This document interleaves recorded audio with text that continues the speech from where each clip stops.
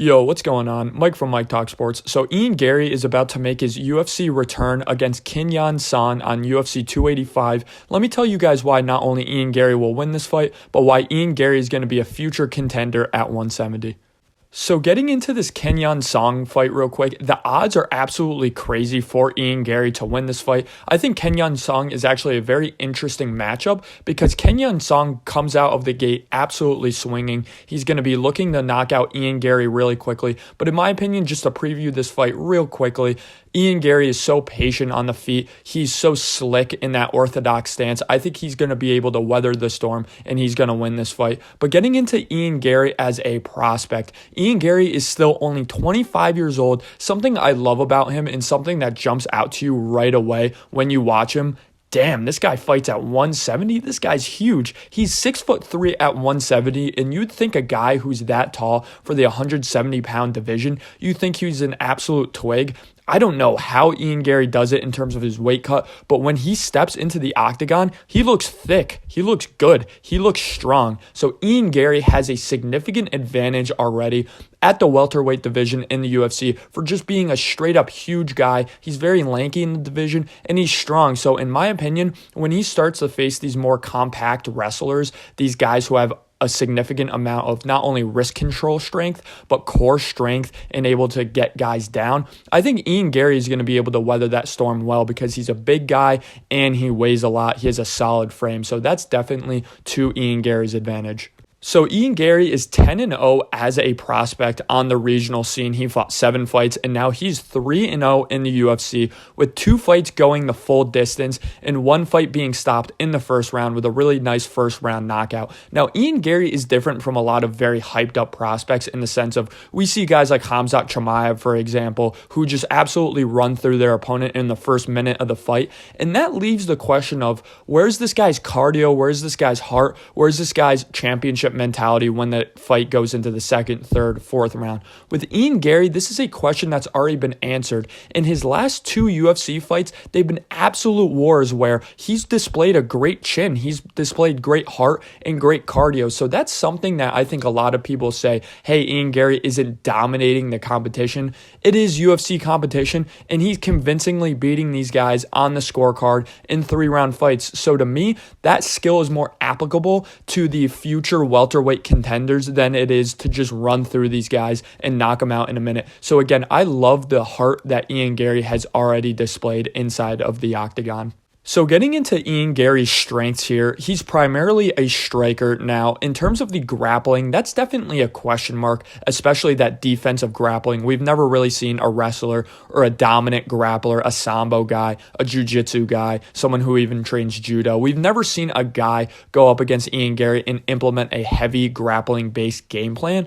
But from what we've seen from Ian Garry's grappling, it seems to be competent enough. We've seen him grapple on the feet a couple of times in the clinch, and he actually got a really nice clinch trip in his last fight. So in my opinion, Ian Garry, that's him proving to us and showing, hey guys, I know I'm a striker, I'm a really good striker, but I'm working on my grappling. It's getting there. He's only 25 years old. Something I also love about Ian Garry, they're feeding him the right opponents. They're feeding him guys who primarily are strikers, but can mix in the grappling a little bit. So it gives Ian Garry a nice advantage on the feet while also having to worry about the grappling just a little bit, just enough to the point where he has to train it in training camp, but he doesn't have to worry about being submitted or just ground and pounded on the ground at all. So I think the UFC is doing a good job of matchmaking for Ian Garry.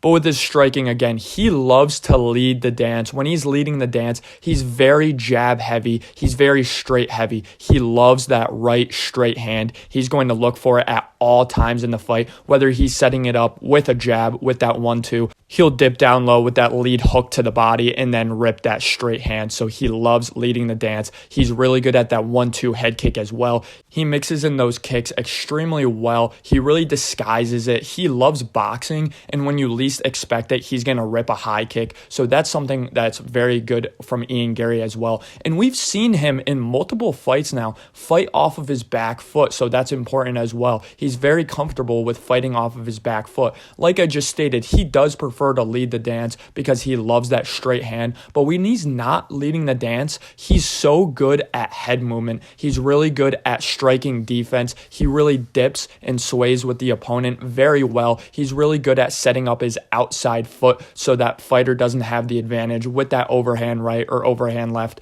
depending on if his opponent is standing southpaw or orthodox. But he loves using his left hand when he's on his back foot. He loves that check left hook counter. He loves that check left hook counter to the body. So he's really good with his lead left hand as well. But you could tell always in the Ian Garry fight that his right hand is his power hand. He's always trying to load up that right hand power hand. So what do I think Ian Garry's potential in the UFC is? Do I think he's going to be a potential contender at 170? Do I think he's going to be a potential champion in the UFC? I think he's going to be a potential contender in the UFC. He really reminds me of a young Darren Till in the sense of Darren Till was really able to use that frame, that size, and that crisp orthodox striking to get to the top of the 170 division. In my opinion, I see Ian Garry taking an extremely similar route to a guy like Darren Till in the sense of he's going to get matchmaked very smartly. The moment he starts fighting guys within the top 15,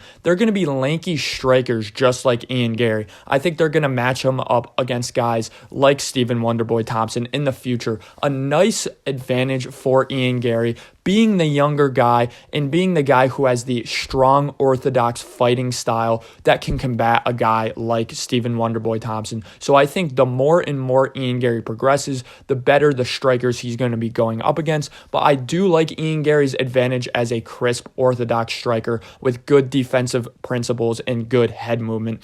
The thing is about Darren Till, his grappling started to get exposed at 170. His work ethic wasn't great, and his career kind of went in a downward spiral. I just made that video on Darren Till and why he kind of left the UFC. It's really going to be about the work ethic from Ian Garry. If he's going to be able to develop a counter grappling game good enough to be able to combat guys like Shavkat Rakhmonov and potentially Khamzat Chimaev if he ever moves down from 185 to 170, and even fighting guys, the current guard like Kamaru Usman and even Leon Edwards is a very good wrestler, a very underrated grappler in his own right. So in my opinion, this is the reason why I don't think Ian Garry will ever become a champion. I don't think he has good enough grappling, and to me, when I watch guys like Shavkat Rakhmonov, for example, he's just an absolute killer. To me, Ian Garry, I watch him, and he has that it factor, but he has that it factor to become a really good fighter, a very popular fighter with a solid personality. But do I ever see him being a champion? Probably not, because of the just matchup nightmares in the 170 division. If you're not a great grappler, 170 is probably the worst division to be in because that's the most grappling heavy division. So to me, I think if Ian Garry plays his cards right, he can be one of those UFC champions where you go, okay, I think he beats 3 out of the 5 guys within the top 5, but I do believe there are those matchups that are matchup nightmares for Ian Garry. So again, Ian Garry could be one of those guys who could beat the champion and go on a title run, but I think there's those matchup nightmares that he would need to avoid. So realistically, if they're playing Ian Garry up against anybody, I think there are guys that will be able to beat Ian Garry once he's 30, 32, 33 years old and he's fully in his prime. But at the moment, I really like him as a young contender, and I do think he's going to crack the top 10 of the welterweight division at some point in the next 4 years.